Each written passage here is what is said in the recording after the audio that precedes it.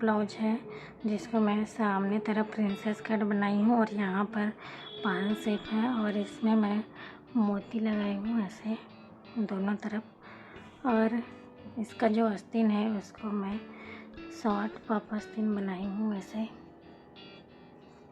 थोड़ा सा लंबा रखी हूँ, एकदम छोटा नहीं बनाई हूँ। और इसका पीछे हुक वाला ब्लाउज है और पीछे में स्वीट हार्ट नेक है। तो आप लोग को ये ब्लाउज का डिज़ाइन कैसा लगा आप लोग कमेंट करके बताइएगा।